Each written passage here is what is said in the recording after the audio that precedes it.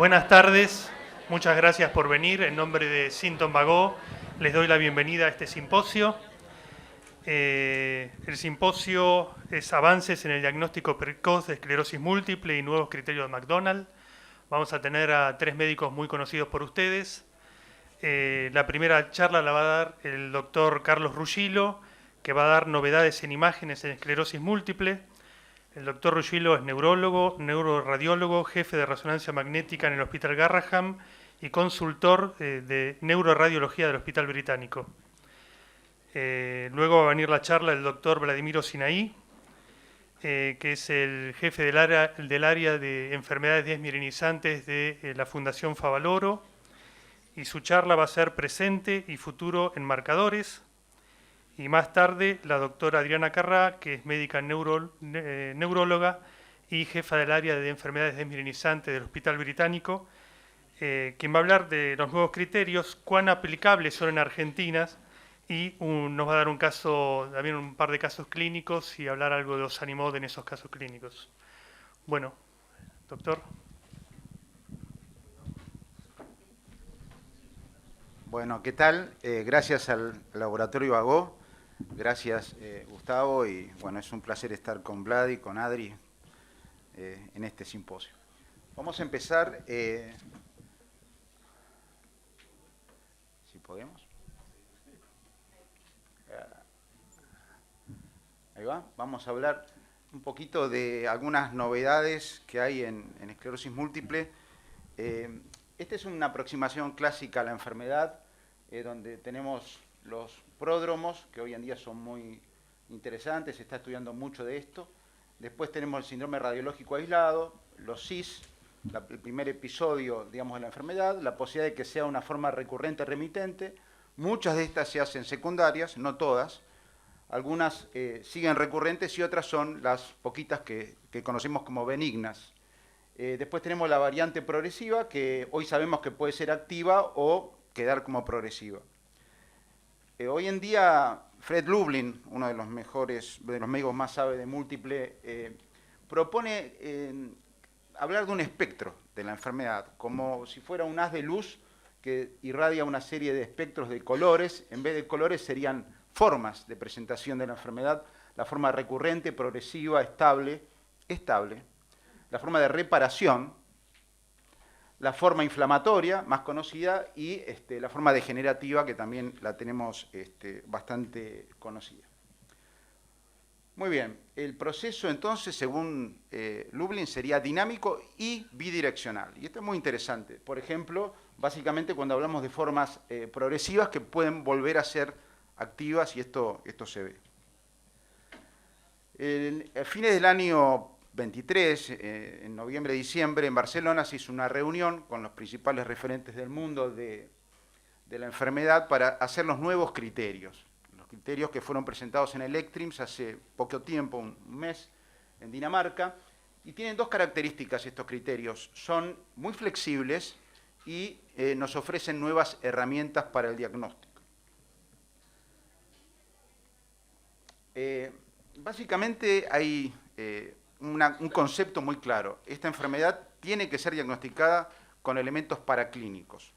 No hay forma de hacer diagnóstico sin paraclínica. Y el más importante es la resonancia magnética, y también nos vamos a apoyar en el líquido, del cual después Vladimiro Sinaí va a hablar en más profundidad. Dentro de la resonancia, acuérdense que hay tres pilares. Uno es la diseminación en espacio, lo puse en inglés porque todo está en inglés en estas nomenclaturas. La diseminación en tiempo por resonancia, y las nuevas lesiones, que vamos a hablar un poquito más adelante. Con respecto a las regiones, que es lo que se llama diseminación en espacio, la novedad es que aparece una nueva zona, que es el nervio óptico, que hasta ahora no estaba dentro de las alternativas. Ahí está, nervio óptico. O sea que son 5 regiones: la región periventricular, córtico yuxtacortical, médula espinal, tronco cerebral y ahora nervio óptico. Y esto es importante porque implica que quizás en el primer estudio vamos a tener que pedir imágenes de órbita. ¿Qué pasa con diseminación en espacio? Bueno, obviamente si tenemos 5 regiones, la regla sigue siendo la misma. Tenemos que tener al menos una lesión en al menos 2 de 5 en vez de 2 de 4. Tenemos otra vez tronco, periventricular, yuxtacortical, médula y ahora nervio óptico. Sumamos una región. ¿Qué pasa con diseminación en tiempo? Esto es fácil porque no cambió. Tenemos 2 sabores de diseminación en tiempo. Uno es comparar una resonancia con una previa de un año antes y ver si hay nuevas lesiones. Fíjense acá, tenemos, vamos a marcar, algunas lesiones nuevas. Esto hay que verlo, uno lo puede ver a ojos humanos o puede verlo con inteligencia artificial. La otra alternativa es, en el mismo estudio, si tenemos gadolinio, tenemos lesiones que capten y que no capten. Eso también es diseminación en tiempo y entonces nada nuevo por acá. Y ahora vamos al meollo de la cosa. Vamos a ver si podemos explicarlo fácil. ¿Qué pasa si tenemos una región? No importa que haya una lesión o 10, pero es una región. Por ejemplo, acá tenemos varias lesiones periventriculares. Tenemos que sumar dupletes. Líquido más 6, al menos 6 venas centrales, líquido más al menos un anillo paramagnético, diseminación en tiempo, como la definimos recién, más 6 venas, o diseminación en tiempo más un anillo. Y esto es lo que yo le llamé la regla del 1 por 2. ¿Qué pasa si tenemos 2 o más regiones? Bueno, ahí tenemos que sumar una de estas 3. O líquido, o 6 venas, o diseminación en tiempo, como las definimos anteriormente. Y esto es lo que le podemos llamar la regla del 2 por 1. Otra cosa, y esto podemos ponerlo aparte, en pacientes que tengan la forma progresiva de la enfermedad, es decir, que tienen 12 meses de evolución, progresión de la enfermedad, la presencia de 2 o más lesiones medulares alcanza y no necesitamos cerebro. Esto es una distinta forma de definir diseminación en espacio, distinto a lo que hablamos hoy. Esto es una, digamos, excepción. Y acá sí tenemos que tener o líquido o diseminación en tiempo, como hablamos hoy. Entonces es una especie de diseminación en espacio solo con compromiso medular, pero con la clínica esta. ¿Qué pasa si tenemos 4 o 5 regiones? Bueno, esto es muy interesante porque si tenemos la región córtico-yuxtacortical, si tenemos periventricular, tenemos cerebelo y tenemos nervio óptico, no necesitamos más nada. Y esto es muy novedoso. O sea, no necesitamos diseminación en tiempo. Hasta ahora, en la historia de esta enfermedad, nunca había ocurrido esto. ¿Qué pasa con el síndrome radiológico aislado? Ese paciente que no tiene clínica y que encontramos imágenes. Bueno, aplican los mismos criterios, las mismas regiones que para lo que hablamos antes, la forma común. Tenemos que tener 2 o más regiones. Esta es una chica que venía por cefalea y tiene 2 o más regiones. Tiene periventricular, tiene tronco, ahí se ve, no sé si se ve muy bien. Bueno, en ese caso tiene que tener 3 de algunas de estas, o líquido positivo, o 6 o más venas centrales, o diseminación en tiempo. Y esto es otro concepto nuevo, porque ya hablamos de un diagnóstico biológico, preclínico. Cada vez va a haber más enfermedades donde vamos a empezar a ver esto. El paciente no tiene clínica, pero tiene enfermedad. Y tiene tratamiento de esa enfermedad. Hay 2 poblaciones donde se recomienda cosas distintas. Una son los viejos. Pusieron viejos a mayores de 50 años. No sé por qué, pero bueno, no me gusta mucho. Después, aquellos que tienen factores de riesgo vascular, por ejemplo, hipertensión, tabaquismo, diabetes o hiperlipidemia, los que tienen migraña y los que tienen enfermedad vascular conocida, cualquiera sea ella. A ese grupo tenemos que pedirle más. Tenemos que pedirle una lesión medular o líquido positivo, aunque cumpla el resto de los criterios, o 6 venas centrales. Y esto es lo que podemos llamar la regla del quiero más en esta población. Estos son ejemplos, ustedes ya los tienen muy conocidos de todos pacientes que tienen lesiones de sustancia blanca, que podemos confundir con esclerosis múltiple. Sin embargo, el único que tiene múltiple acá es el amarillito. Todos los otros, este es un focos de gliosis isquémica por patología microvascular, infartos en territorios limítrofes con lesiones alineadas en sentido anteroposterior, un cadacil con compromiso de cápsulas externas, vasculitis y la famosa y muy frecuente migraña.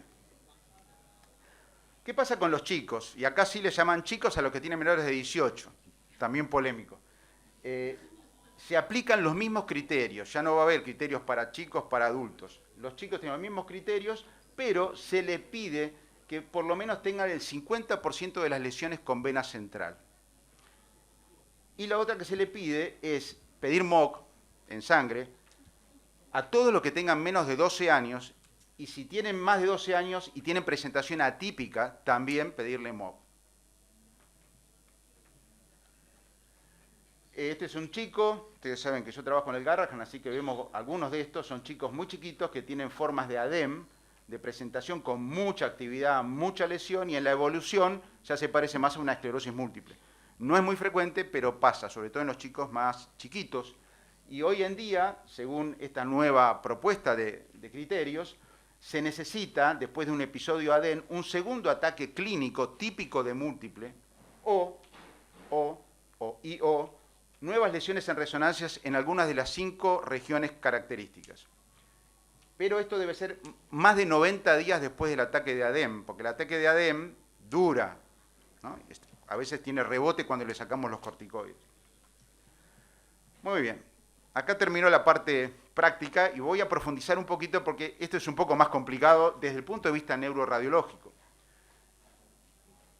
Acá le llamamos neuritis óptica, o sea, esto es un cambio importante, ¿no? Neuritis óptica es tener una neuritis, una clínica de neuritis, que ustedes la conocen, que no tenga una mejor explicación, que tenga al menos una lesión del nervio óptico, puede tener 2, que sea aguda o crónica, no importa que tenga la neuritis aguda, si tiene atrofia del nervio óptico también va. De hecho, hay subrogantes, los potenciales evocados y el OCT pueden ser subrogantes del compromiso óptico.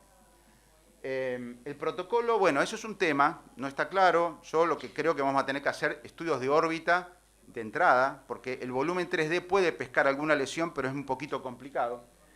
Y bueno, lo interesante es que la lesión típica de una neuritis óptica en múltiple es esta, ¿no? Ojo, porque estas 3 que están acá, un nervio óptico largo y muy inflamado, perineuritis, esto va lento, o quiasma, estas 3 no se pueden considerar como, no se pueden considerar como neuritis óptica. Y esto es importante, por eso acá hay que trabajar junto con el neuroradiólogo. ¿Qué pasa con la vena central? Esto, ustedes saben, la fisiopatología es muy simple, o sea, hay una inflamación perivenosa postcapilar. Ahí se juntan linfocitos, macrófagos, células B, T y B, y bueno, está la placa aguda, la placa crónica, y lo que nosotros vemos en las imágenes de susceptibilidad magnética es básicamente una lesión que tiene una línea en el medio, y uno dice, bueno, qué fácil que es esto. Y no es tan fácil. Primero, muchos pacientes que ustedes le piden la técnica de susceptibilidad no le van a dar la susceptibilidad magnética, le van a dar un T2 GRE o T2 estrella. Este es el T2 estrella, clásica secuencia, buena secuencia, pero ¿qué pasa? Cuando uno quiere ver una vena central en una lesión, se lo voy a agrandar la imagen, se ve, pero yo le puse un muñequito acá porque se ve más o menos. O sea, por eso a esto se le pone a veces posible vena central y no definida. En cambio, cuando usamos la secuencia de susceptibilidad magnética, que tiene distintos sabores, está la fase, la susceptibilidad, el MIP, nosotros usamos la susceptibilidad pura, ahí ya ustedes están viendo la vena muy claramente en el medio de la lesión, se la voy a poner más grande, pero ustedes ya la ven, no hay mucha duda de que ahí hay una vena. Y bueno, ¿y a qué le llamamos vena? Esto también es importante. La vena esto es una definición neuroradiológica, pero que es muy estricta.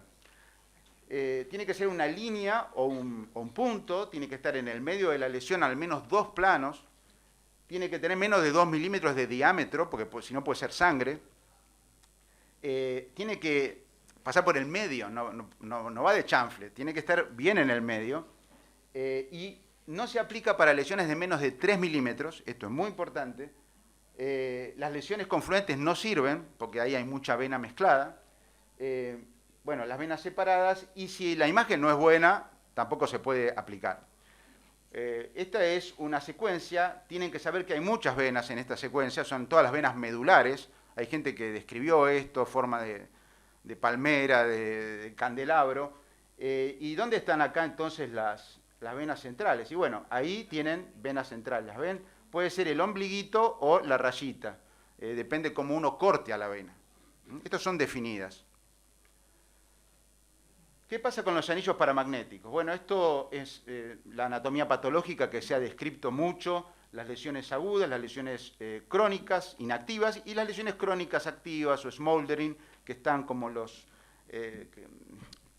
escoldos calientes que están ahí, quemándose porque siguen inflamadas, siguen en actividad y a veces crecen, se ven muy claramente en la secuencia fase como un anillo negro o blanco. Eso depende de cada equipo, no sean muy fundamentalistas con el colorcito, no importa el color, pero si ustedes conocen su equipo lo van a ver con un color siempre el mismo, ¿no? En este caso negro, son macrófagos cargados de hierro. Esta diapo les pido perdón porque es complejísima, es lo que se llama una busy slide, pero hay algunas cosas que sí quiero recalcar de esto. No pueden hacer diagnóstico de un anillo si no tienen gadolinio, porque las lesiones que captan contraste no se pueden contar, porque pueden tener el anillo, un pseudoanillo. ¿Cuánto hay que esperar para ver el anillo? 3 o mejor 6 meses, con lo cual se complica por ese lado. Por otro lado, hay algunas poquitas enfermedades que tienen anillos, por ejemplo, Susak puede tener anillo. Por otro lado, hay muchas cosas. Pueden desaparecer a los 5 o 10 años los anillos. ¿Son frecuentes? Se ven en el 50% o un poquito más de los pacientes y en un porcentaje más bajo, más o menos 15-20% de las lesiones. Pero es muy frecuente. Por eso un solo anillo vale. Puede haber anillos en sustancia blanca, son los que más vemos, pero puede haber en corteza, infratentoriales y en médula. Ahora, con los equipos normales son difíciles de ver. Otro tema es, ¿se puede usar un 1.5 para ver anillos? Sí, de hecho nosotros lo usamos y lo hemos publicado. O sea, está aceptado. Lo ideal es un 3 Tesla y lo ideal un 7 Tesla, pero se ven. Y para ir terminando, el resumen de los nuevos criterios, entonces, siempre evidencia paraclínica. El DIT, de diseminación en tiempo, ya no es necesaria. No quiere decir que nunca es necesaria. A veces puede no serlo. El nervio óptico es la quinta topografía. Bueno, hay criterios actualizados de DIS, como la médula. Sumamos 2 amigos nuevos, la vena central y los anillos. Puede haber un RIS que sea múltiple, que antes no era tan claro. Subimos la vara en los pacientes mayores de 50. Cefaleas o factores de riesgo. Hay que hacer anti-MOC en los chicos, en casi todos. Imágenes adicionales para la múltiple progresiva. Y bueno, de las bandas que nos va a hablar Vladi. Así que no todos necesitan todo. Esto es otro elemento. Son herramientas que podemos usar o no. Para el futuro quedan algunas cosas. Por ejemplo, la esclerosis solitaria es un tema que no se abordó en estos criterios. Validar los criterios de población, qué pasa con los asiáticos, con los latinos. Bueno, y nuevos marcadores que seguro van a aparecer. Muchas gracias por su atención.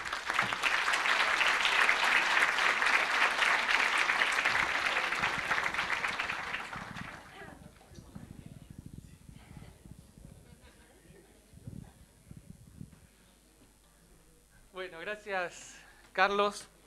Gracias al laboratorio que nos permitió organizar esta charla con casi nulo bias comercial, y creo que es lo que hace que todos ustedes tan interesados se hayan venido, que la verdad que me alegro un montonazo. Quiero hacer un pequeño disclosure. Recuerden que los criterios de McDonald todavía no están definidamente publicados, entonces todas estas son orientaciones hacia donde está yendo el grupo de trabajo que les mencionó Carlos, y vamos a terminar de hornear, no nosotros, sino los que saben, estos criterios diagnósticos se van a publicar prontamente y vamos a tener certeramente cuál se va a tomar, cómo se van a tomar, van a tener las tablitas más organizadas. Y otra vez, el trabajo de Carlos y mío es salir del planeta Tierra, llegar a la estratosfera, y Adriana va a tener el trabajo de otra vez hacernos aterrizar y ver cómo manejamos esto en la práctica cotidiana en Argentina, ¿no? Sí, Adriana siempre es la que nos trae a Tierra cuando empezamos a volar para cualquier lado. Biomarcadores tenemos, yo les voy a hablar de biomarcadores, algo que va a cambiar quizás en los nuevos criterios diagnósticos, pero voy a tratar de ir más allá. Biomarcadores tenemos para tirar al techo, de todo tipo, de todo color, para distintas cosas. Obviamente no vamos a hablar de eso, sino que vamos a empezar enfocándonos justamente en qué es lo que están pensando este board de expertos para los criterios diagnósticos. Las cadenas capa livianas son una partecita de los anticuerpos, de estos anticuerpos que se ven en las bandas oligoclonales. Estas cadenas capa livianas se expresan, pasan de forma no homogénea, igual que los anticuerpos, entre el líquido cefalorraquídeo y el suero. Entonces uno puede hacer un índice, una relación, igual que uno hace con las bandas oligoclonales, de la densidad de estas cadenas capa livianas. Si se sintetizan intratecalmente va a haber más, si se sintetiza a nivel sistémico vamos a tener en forma de espejo, igual que los viejos patrones de bandas oligoclonales. Pero tienen algunas ventajas sobre las bandas oligoclonales. Primero, las bandas oligoclonales son observador dependiente. Uno necesita un bioquímico, un especialista, que determine si existen depósitos de bandas oligoclonales con su ojo, con su saber y su conocimiento, es decir, dependen de un operador. Las cadenas capa, en realidad, cualquier laboratorio que haga diagnóstico de mieloma múltiple, de macroglobulinemia de Waldenstrom, o que haga proteinuria de Ben-Jones, tiene el equipo en principio para hacerlo. Obviamente estos equipos están estandarizados para suero y para orina. Entonces nuestros laboratoristas y nuestros bioquímicos están diciendo, bueno, tenemos que adaptarlo, muchos, algunos ya lo tienen adaptados, otros todavía no, para hacerlo en líquido cefalorraquídeo. Es un proceso que va a requerir un tiempo, igual que conseguir susceptibilidad magnética en todos los resonadores, pero probablemente esto nos dé ciertas ventajas. Primero, que es métrico, se puede cuantificar. No es, tiene bandas oligoclonales sí, no, binario, sino que uno puede poner una cantidad de cadenas capas, un nivel de cadenas capas. Es rápido y fácil porque es una máquina que determina ese nivel, no es un ojo en esta situación. Es independiente del observador, entonces. Y parece tener una alta sensibilidad diagnóstica.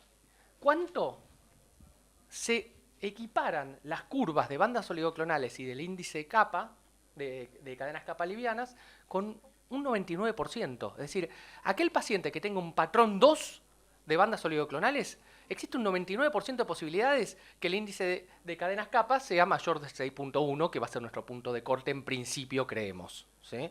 El índice es una cuentita que se la mostré en el slide anterior. Lo que hace es hacer una correlación entre la síntesis intratecal de estas cadenas capas y la densidad sistémica o los niveles sistémicos en suero de las mismas cadenas. Y la correlación es altísima, con lo cual tenemos un marcador que parece ser más cuantificable, que parece ser más sencillo, que parece ser más económico, observador independiente, y con la misma validez diagnóstica y especificidad y sensibilidad que las bandas oligoclonales. Está bueno. Igual que las bandas oligoclonales, también nos determinan el futuro. Acuérdense que la presencia de bandas oligoclonales en un síndrome desminimizante aislado es un patrón, es un factor independiente de riesgo de conversión a esclerosis múltiple. Por eso en los criterios de 2017 podíamos reemplazar las bandas oligoclonales a la diseminación en tiempo. ¿Por qué? Porque nos dicen que tiene riesgo de convertirse. Es decir, es pronóstico las bandas oligoclonales. Y las cadenas capa, los niveles de cadena capa, es pronóstico también y cuantificable. A mayor densidad, mayor riesgo. Entonces nos permite hacer una variable continua y no binaria. Y vamos a salir de esto que va a ser quizás lo que va a cambiar en los criterios diagnósticos. Vamos a seguir con los biomarcadores. Entonces encendemos los motores, cuenta regresiva, y como les dije, nos empezamos a despegar hacia arriba. Esto ya es súper conocido, los neurofilamentos, ya sabemos que es un biomarcador súper inespecífico, pero es decir, que está en todas las patologías, pero es muy sensible de lo que sucede de daño cerebral. Se puede cuantificar en suero sin ningún problema. Sin ningún problema no, sin ningún problema en los países avanzados. Acá sí tenemos problemas porque esto no se hace el método Simoa en la Argentina, ¿sí?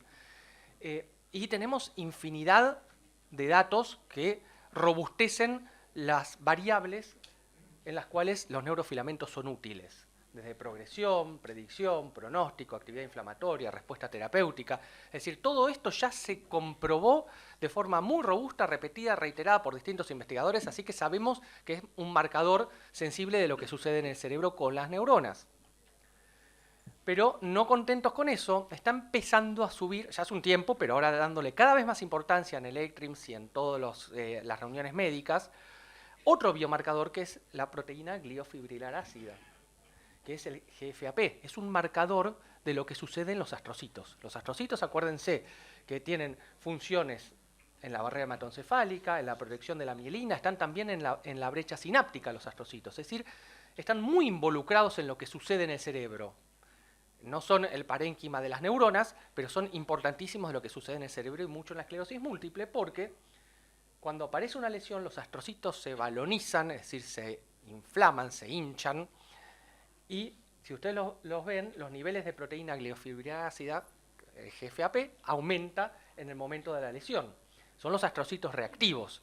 Entonces, esta GFAP es un marcador ya no de lo que está pasando con las neuronas, sino con el proceso inflamatorio innato, ¿sí?, que se produce a nivel del cerebro, no adquirido.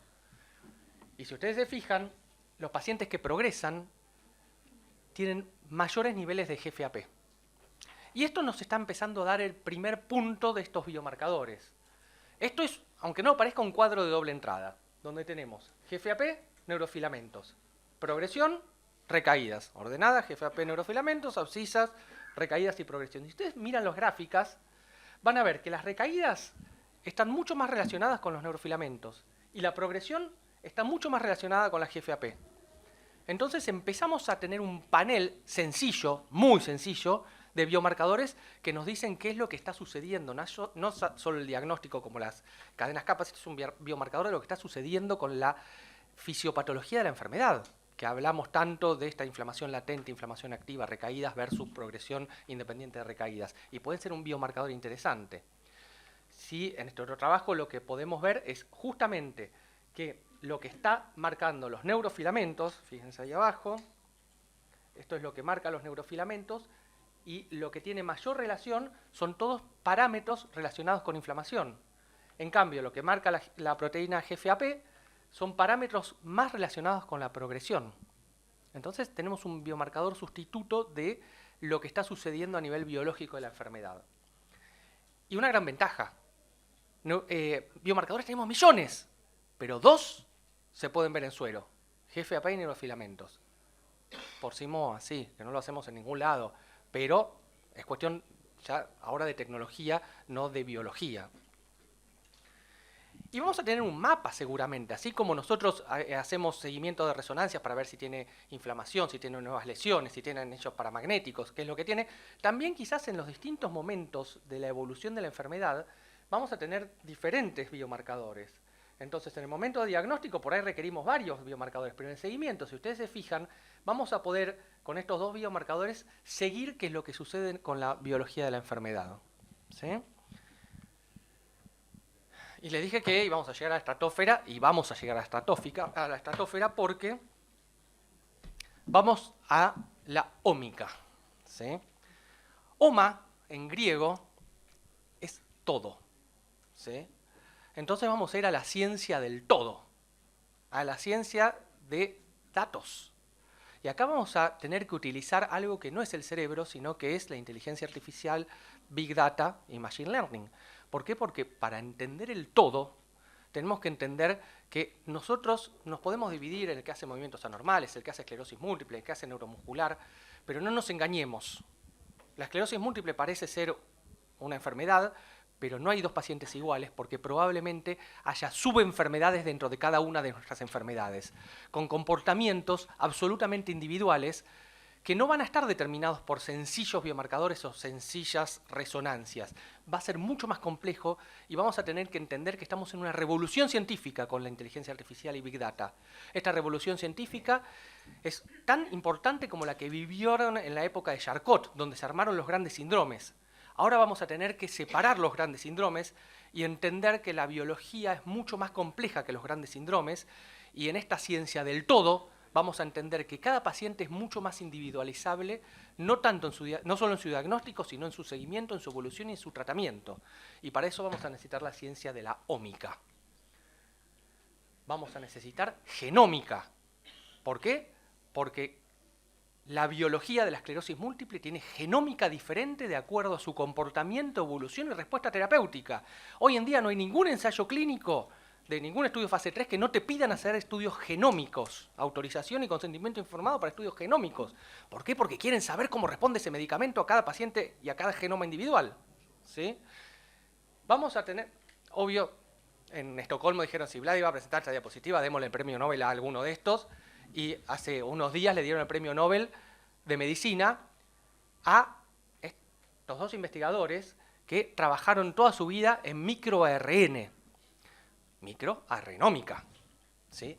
La microarrenómica, el microARN son ARN no codificantes que cada individuo tiene un panel diferente y cada patología y forma de presentación y evolución biológica tiene un patrón de microARN diferente que determina la transcripción y expresión proteica, el fenotipo.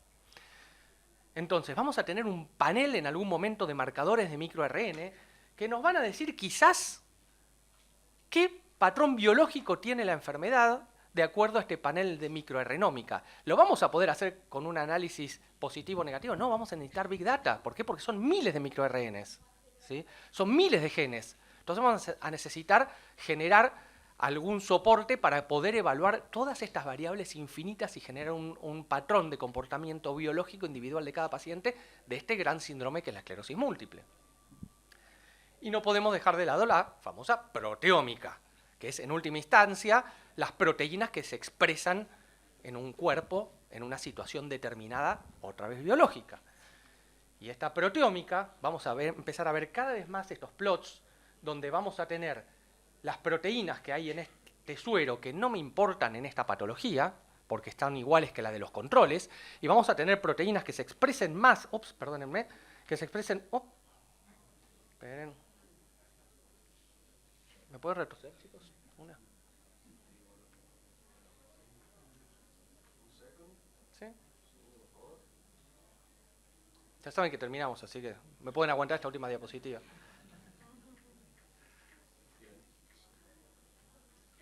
Ahí estamos. Adelantamos una. Ahí estamos. Y entonces van a ver que acá tenemos proteínas en esta enfermedad X que se expresan en más o en menos, y del otro lado las que se expresan en más o en menos contrariamente, ¿sí? Entonces vamos a tener una huella digital de proteínas de este individuo con esta enfermedad, en este momento de esta enfermedad, y respondiendo o no respondiendo a un tratamiento determinado. Tal es así que uno de los principales diagnósticos diferenciales, Lucas Bonamico, que fue mi instructor de residentes, vivió en Suecia muchos años, y me decía que el gran diagnóstico de la esclerosis múltiple en Suecia era la enfermedad de Lyme, ¿sí? ¿Por qué? Porque era enfermedades desmielinizantes, era muy frecuente. Y si ustedes se fijan acá, obviamente no tiene biológicamente nada que ver el Lyme con una esclerosis múltiple, una enfermedad infecciosa versus una enfermedad autoinmune. La proteómica del Lyme, y está mucho más, que es la celestita, acá no me lo está marcando, pero es el círculo celeste, está mucho más relacionado obviamente con enfermedades virales, porque la expresión proteómica es esa. Y no tiene ningún solapamiento con el círculo verdecito o el óvalo verdecito de la esclerosis múltiple.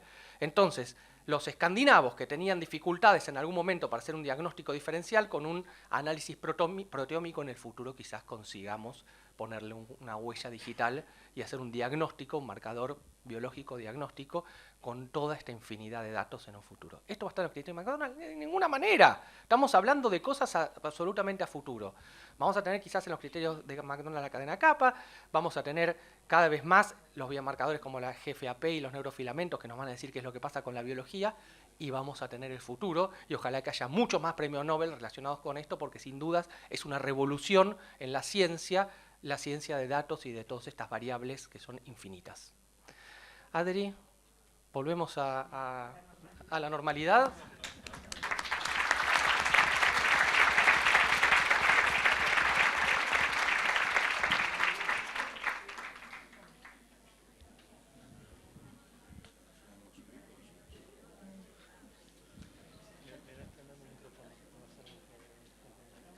Gracias.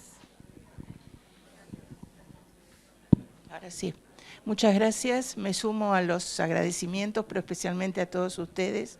Una sala muy concurrida, así que muchas gracias por acompañarnos. A ver.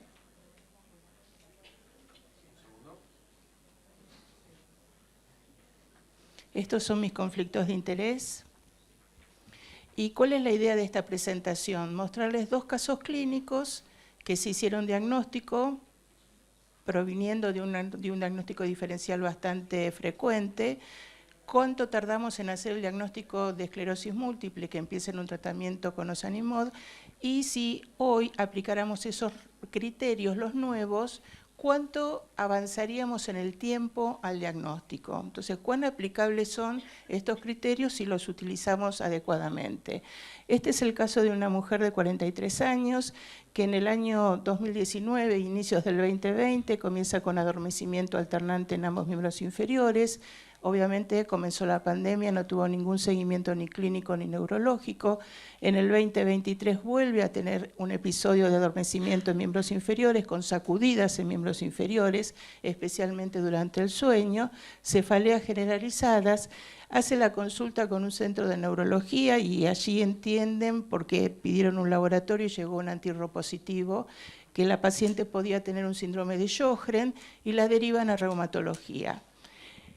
Llega a reumatología, bueno, ahí estaban los antecedentes personales, el reumatólogo hace todo el interrogatorio, le pide un test de ojos secos que resultó normal, a ver si, perdón, era la otra, ahí está. Volvió a repetir el antirro que dio positivo, el resto de la serología dio negativo, y el reumatólogo dice que si bien la paciente tiene una serología positiva, no cumplía ningún criterio clínico para pensar en Sjögren, por lo tanto, digamos, le indicaba volver al neurólogo y revisar el diagnóstico de esta paciente. Se deriva al servicio de neurología, nosotros la recibimos, se le vuelven a pedir todos los anticuerpos, la mayoría de los anticuerpos fueron negativos. Se le pide una OCT, la OCT resultó normal, también relacionado con un pedido del reumatólogo. Se le realiza el test del ojo seco, y si bien podríamos decir que la respuesta fue normal, para el oftalmólogo que hizo el estudio le llamó la atención una asimetría con el ojo izquierdo, pero que la atribuía a una normalidad en la salida del punto lagrimal de ese ojo. Por lo tanto, no le dio ningún valor significativo y vuelve a insistir que la paciente no cumple criterios clínicos internacionales de Sjögren y que se descartara otra enfermedad. Nosotros la recibimos, frente a los episodios de adormecimientos alternos que había tenido con 2-3 años de diferencia. Le pedimos una resonancia magnética. En la resonancia, tengo que agradecer al doctor Ruggillo que nos ayudó con la selección de las imágenes. La paciente tenía lesiones yuxtacorticales pequeñas, lesiones periventriculares pequeñas, no tenía lesiones infratentoriales y ninguna de las lesiones estaba activa. Sin embargo, en la resonancia de médula presentaba varias lesiones de médula con una carga importante, una carga medular, pero ninguna de las lesiones eran activas. Bueno, la paciente en ese momento podríamos decir que cumplía criterios clínicos de esclerosis múltiple, le hicimos un líquido cefalorraquídeo, las bandas fueron positivas, anti-MOG y acoporina negativas. El caso 2, que es el caso que sigue, es una paciente también femenina de 27 años, es una colega cirujana. En el 2018 comienza con fatiga importante. Ella le llamaba la atención que dormía siestas ella decía siestas por la mañana larguísimas, que incluso no podía tenía que programar las cirugías en el horario vespertino por todo el sueño y la fatiga que tenía.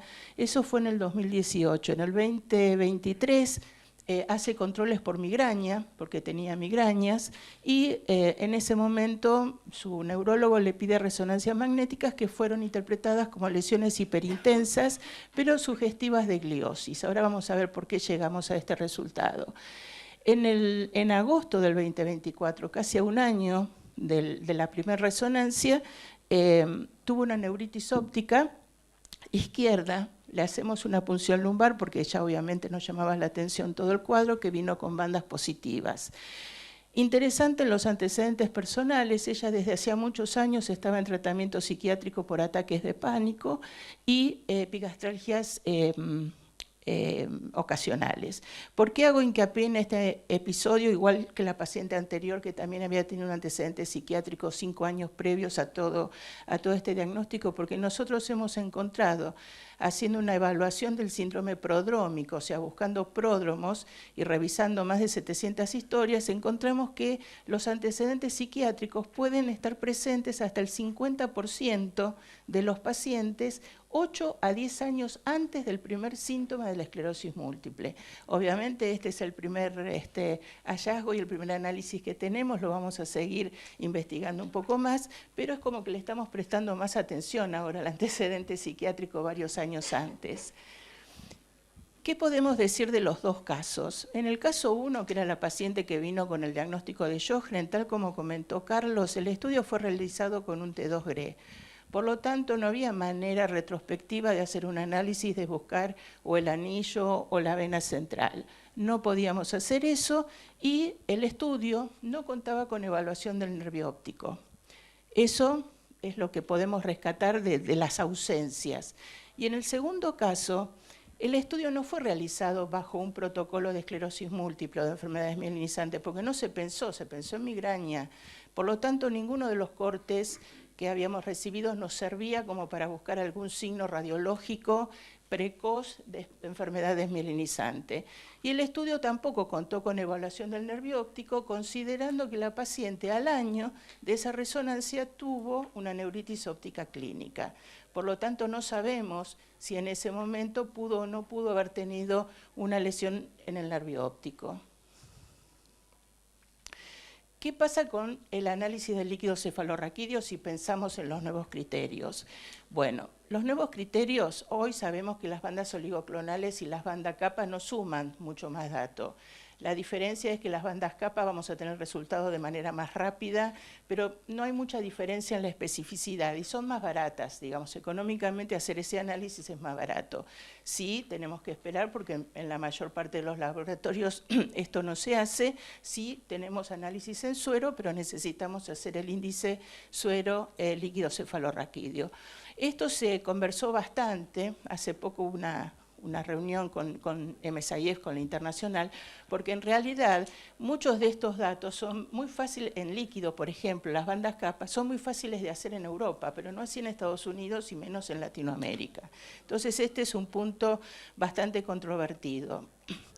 Hoy no aportan mucho más que las bandas oligoclonales, si podemos hacer bandas oligoclonales, sigamos con eso porque vamos a llegar al diagnóstico. ¿Qué aportan los nuevos criterios revisados? Primero, la integración del nervio óptico como una quinta topografía. Esto es fundamental y la verdad que esto es una ayuda importante. Luego, el uso de la vena central y las lesiones de hierro, las lesiones paramagnéticas, el papel de las bandas oligoclonales y la idea de estos criterios es poder adelantar el tiempo del diagnóstico, que sabemos que hoy es un promedio entre 3 a 5 años. Es mucho y hoy sigue siendo mucho, sobre todo en nuestro país. ¿Cuáles son los pros y las contras de los criterios? Bueno, primero el buen uso de los criterios, como pasa también y pasó con los criterios de McDonald 2017. Sí o sí tiene que haber un entrenamiento, un conocimiento en el uso de estos criterios. ¿Y cuál es la contra?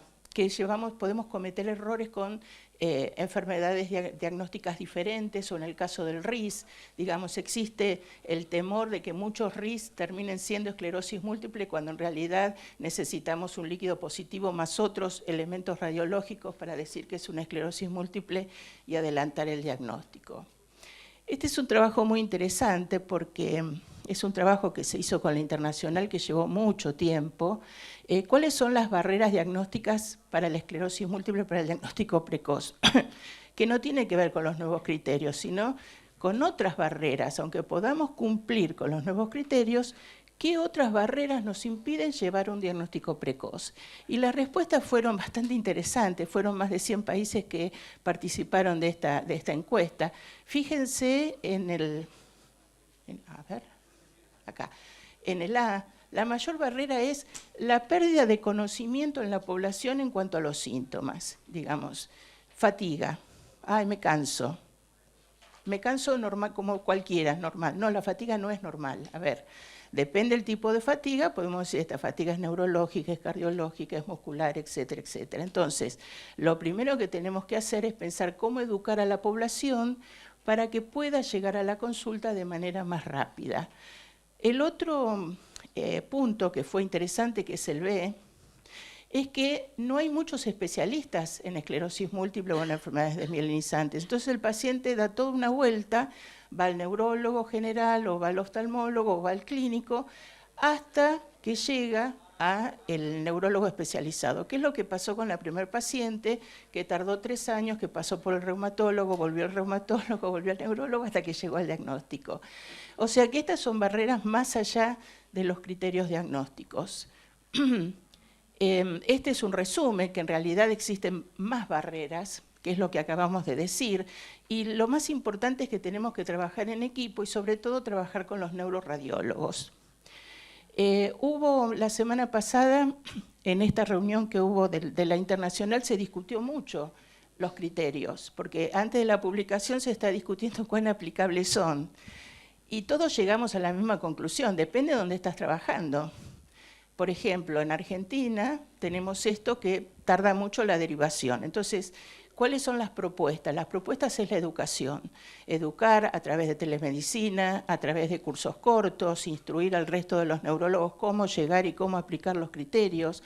No es que no puedan diagnosticar una esclerosis múltiple, sino que poderles darles las herramientas para que puedan diagnosticar una esclerosis múltiple, que es distinta.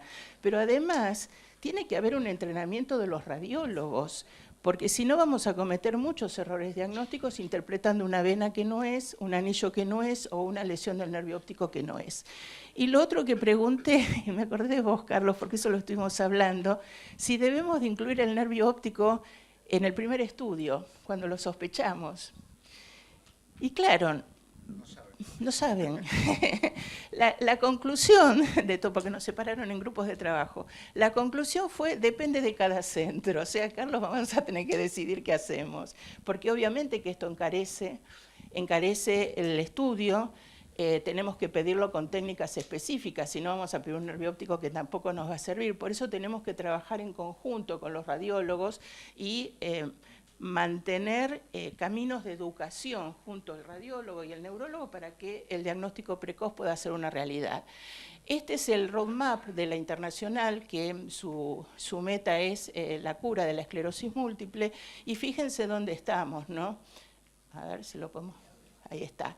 Estamos acá. O sea, pasamos del diagnóstico temprano, de diagnosticar un CIS, o una esclerosis múltiple temprana, estamos acá en poder identificar los cuadros clínicos, los prodrómicos y poder llegar al diagnóstico lo más temprano posible para que el paciente tenga una mejor calidad de vida.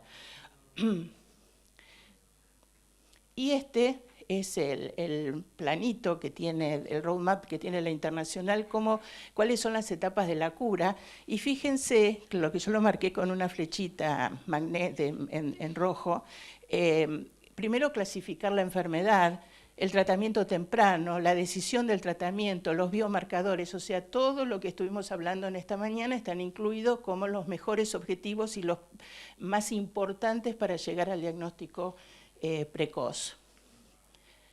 Bueno, nada más quiero agradecerle al equipo y al doctor Ruggillo, que es nuestro salvador siempre. Así que muchas gracias.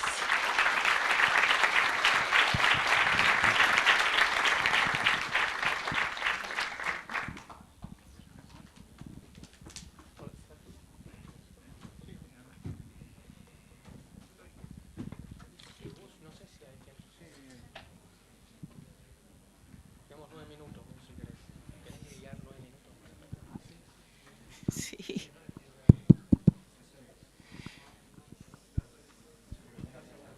¿Eh? Sí. ¿Tienen alguna pregunta? Sí, Ernesto.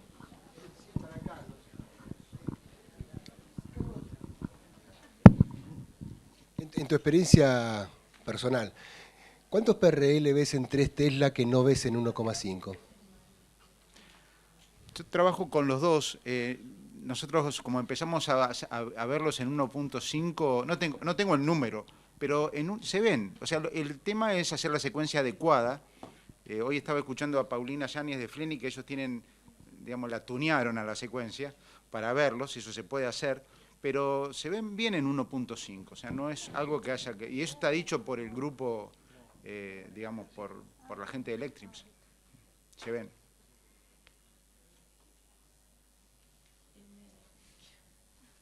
Quiero aclarar. Me olvidé, perdonen, un dato importante de los dos casos, que los dos fueron esclerosis múltiple temprana. Las dos pacientes tenían un EDSS de 1.5, eran naif de tratamiento y bueno, empezaron tratamiento con ozanimod. En el caso de la segunda paciente, que es la cirujana, nos costó mucho la aprobación, su obra social es IOMA, y tuvimos que justificar bastante por qué la indicación de ozanimod y no otra molécula, y en realidad ella no podía estar sometida a efectos adversos o efectos cardiológicos y realmente tuvo que reestructurar mucho su actividad quirúrgica. De hecho, ahora se está dedicando más a cirugía estética porque le permite programar mejor su actividad médica. Así que las dos pacientes están muy bien y mantienen un EDSS muy bajo. Yo también quiero aclarar algo. Ayer discutíamos con Diego Miñarro justamente. Estos son herramientas extras, plus, ¿sí? No todos los pacientes van a necesitar vena central, no todos los pacientes van a necesitar anillo paramagnético, no todos los pacientes, algunos van por ahí tener la opción de hacer las cadenas capas y son más económicas, otros van a seguir con las bandas oligodeclonales. La intención de los criterios, de estos puntos nuevos de los criterios, es darnos más herramientas para individualizar cada paciente y cada situación clínica. Creo que muchas de las cosas van a seguir siendo como hasta ahora, porque el espíritu de la enfermedad y del diagnóstico va a seguir siendo el mismo, pero vamos a tener más herramientas para poder trabajar, y en aquellos pacientes que nos generan dudas, que no tienen todos los criterios originales, vamos a tener algunas otras herramientas para poder individualizarlo y saber qué es o qué diagnóstico diferencial tiene de una forma un poco más certera, ¿no?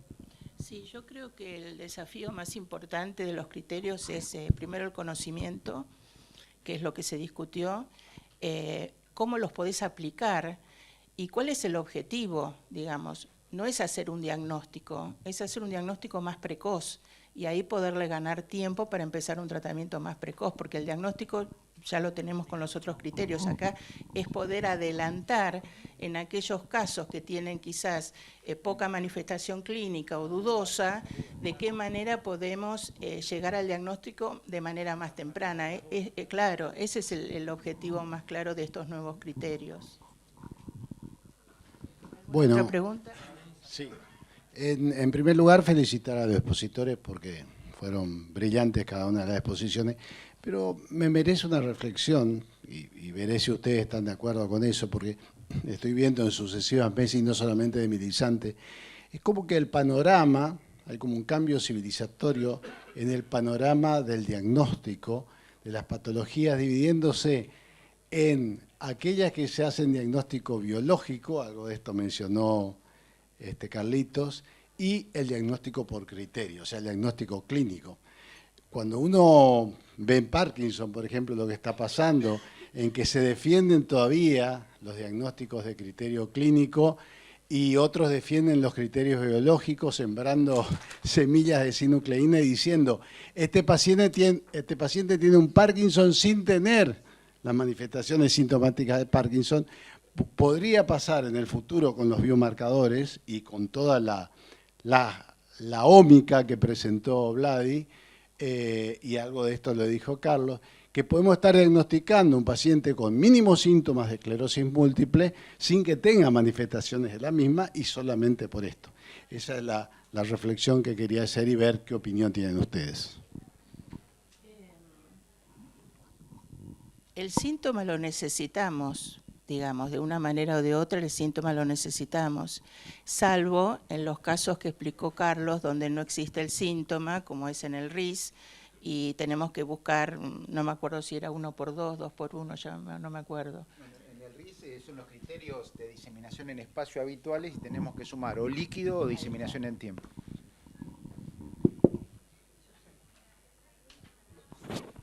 Los criterios diagnósticos de McDonald son para los pacientes iniciales y dudosos. El paciente que tiene una clínica absolutamente clara, ni necesitas los criterios de McDonald, ni necesitas resonancias complicadas ni biomarcadores complicados. El problema es justamente en estas situaciones limítrofes o precoces o de diagnósticos diferenciales, como los que presentó Adriana.